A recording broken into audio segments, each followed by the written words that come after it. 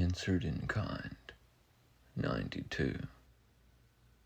Keys to widen the mind. 1.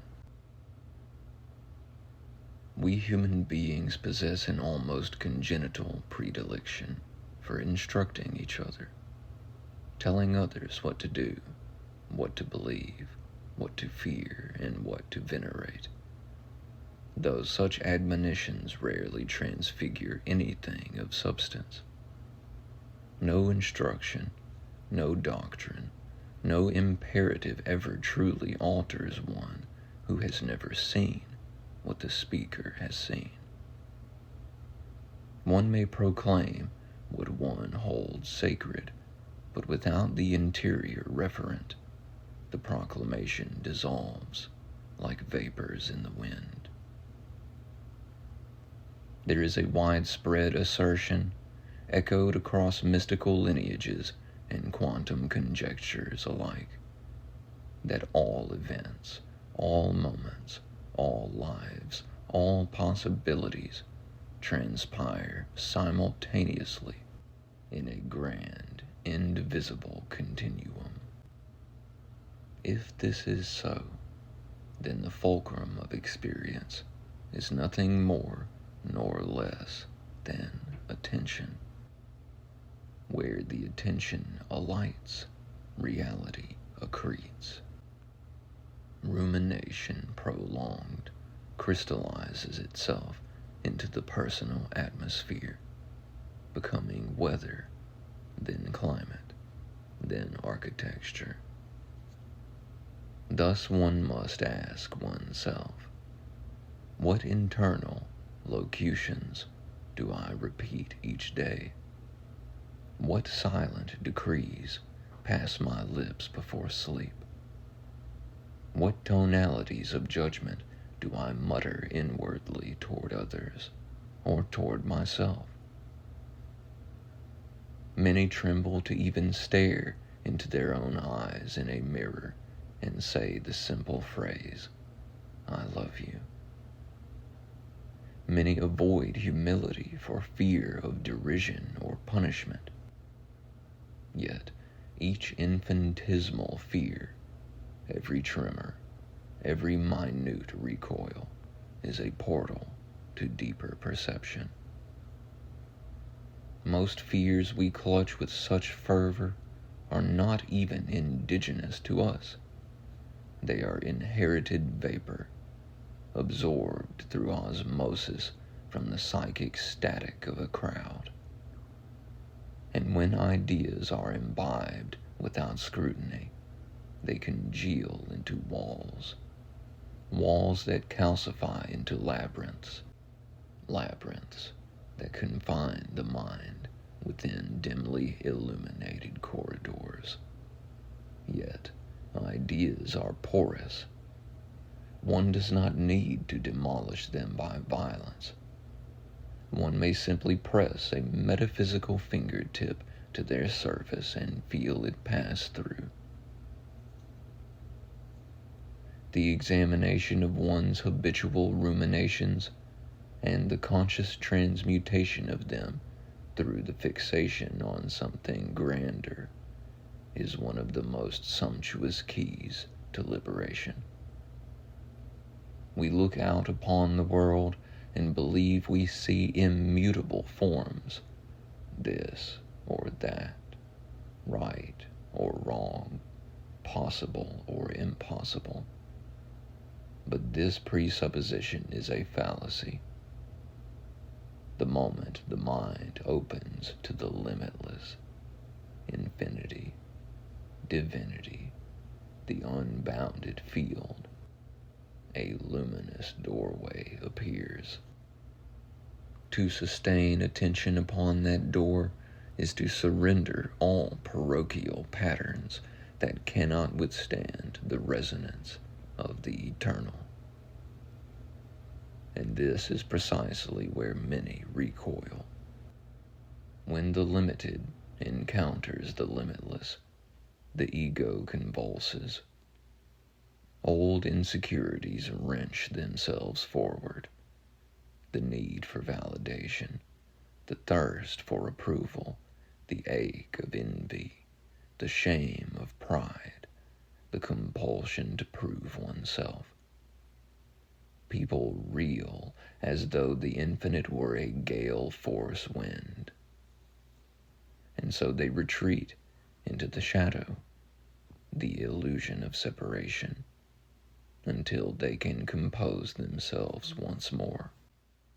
Yet no soul remains ignorant forever. Some declare we live but a single life, but such declarations can be tossed only as far as their comprehension extends.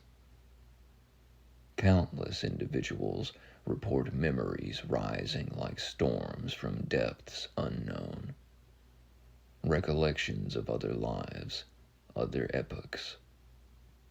Many who lack context misinterpret these surges as something demonic, hardly realizing they do not even know the etymological root of the word they fear. Indeed, most people mindlessly parrot inherited phrases, speaking with conviction about things whose origins they have never studied, speaking with the authority of one who has not read the first page of the book from which they quote. Every confident proclamation about metaphysics, morality, or cosmology is often nothing more than the echo of an echo of an echo. Interpretation layered upon interpretation, a mimetic hall of mirrors passed down through centuries. And yet, the crowd assumes. They cannot all be wrong, can they? They can, and exquisitely so. For existence is far more fluid, more diaphanous, more incandescently mutable than any system of control could ever afford to admit. And the first gesture of liberation is simple.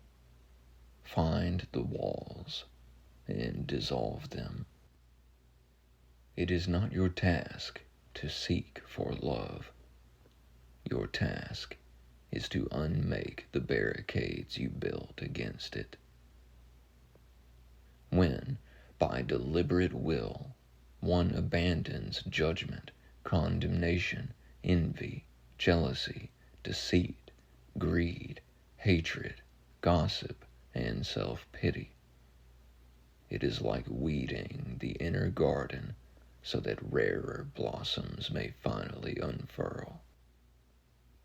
The fragrance of these blossoms remains unknown for as long as the architecture of fear remains unexamined.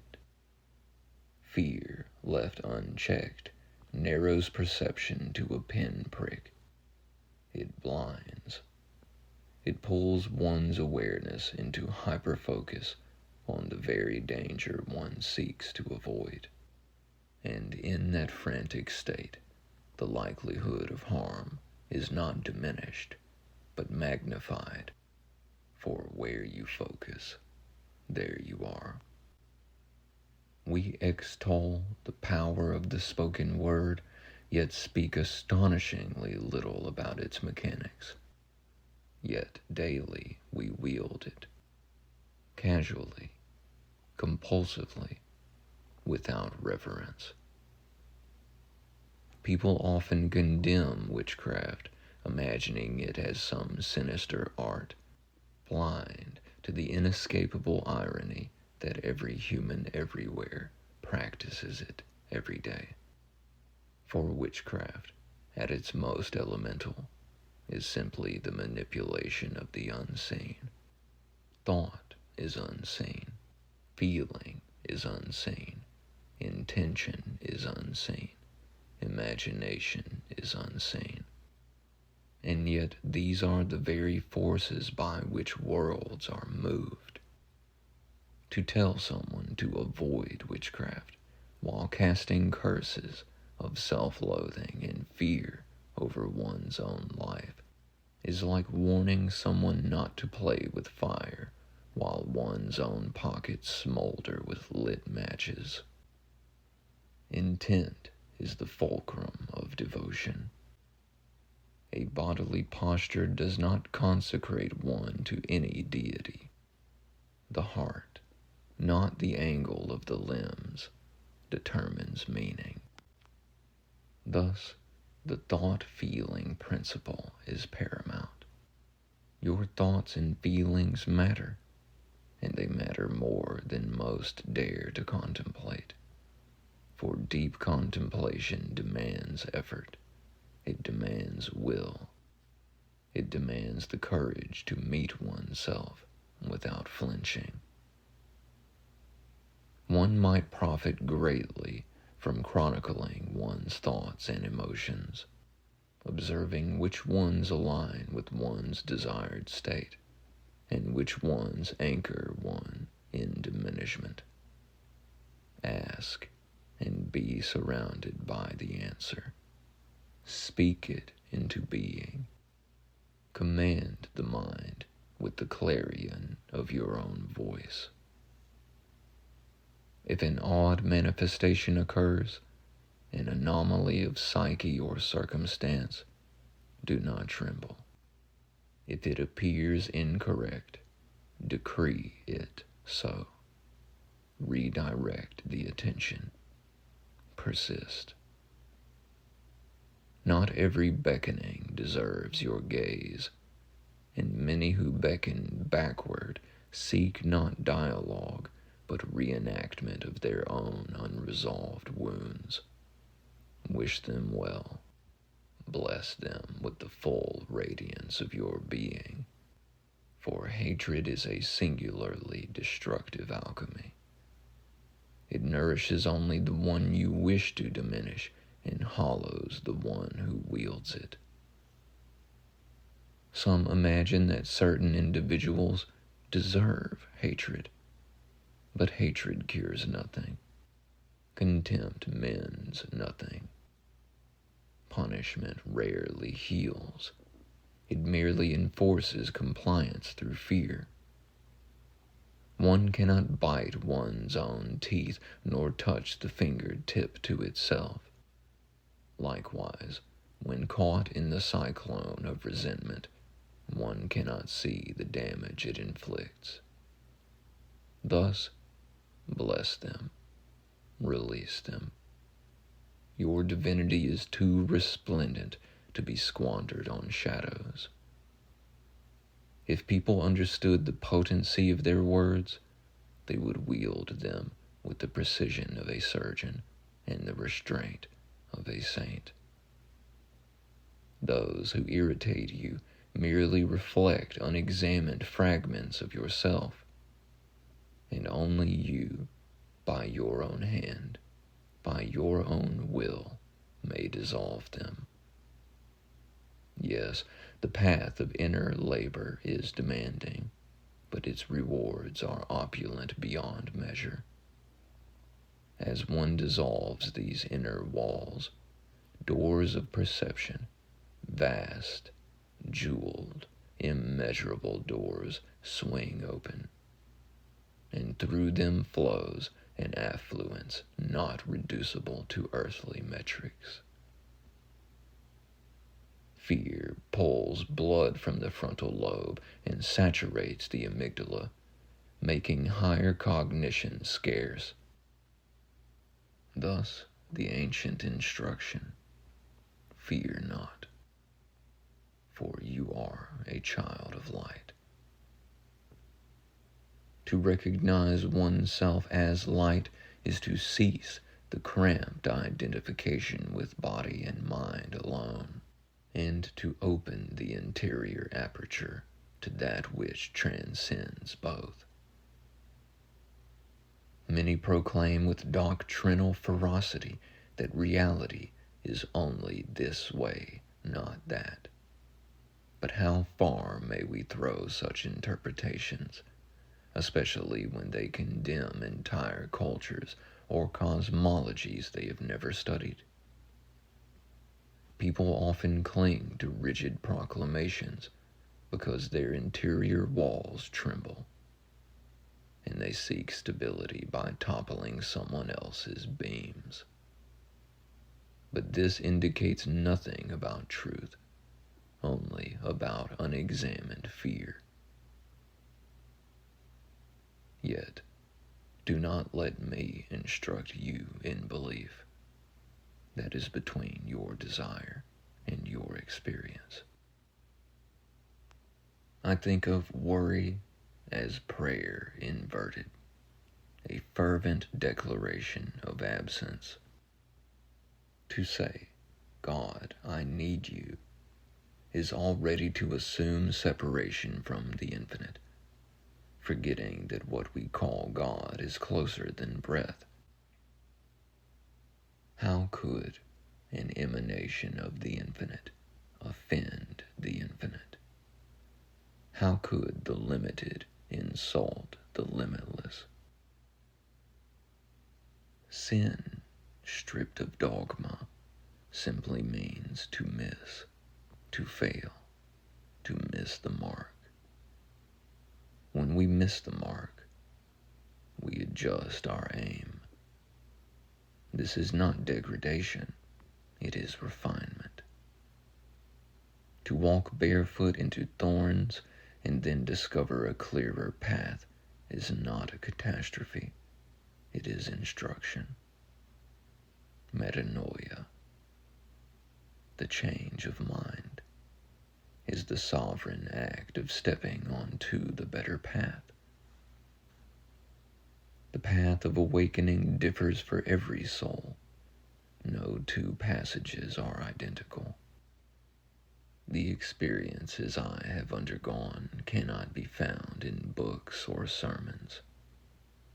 They arise from the architecture of the soul itself. And it is difficult to hear the tender whisper of that inner guidance when fear is enthroned as one's chosen deity. Yet, fear is a butler, not a master. It alerts. It does not command. You are not fashioned to kneel before your amygdala. Thus, dissolve the walls, explore the labyrinth. Carry the torch lit by the eternal flame of your spirit.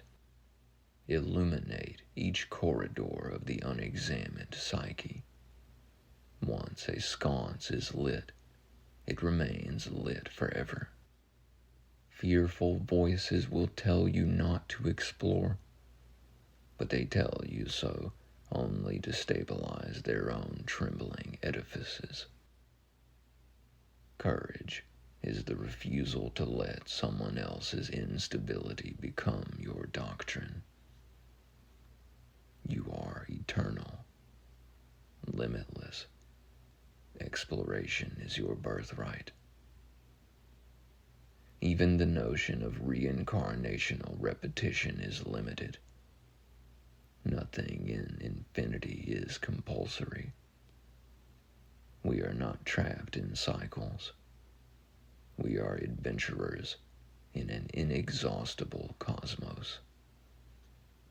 Thus, speak with intention, think with precision, feel with reverence.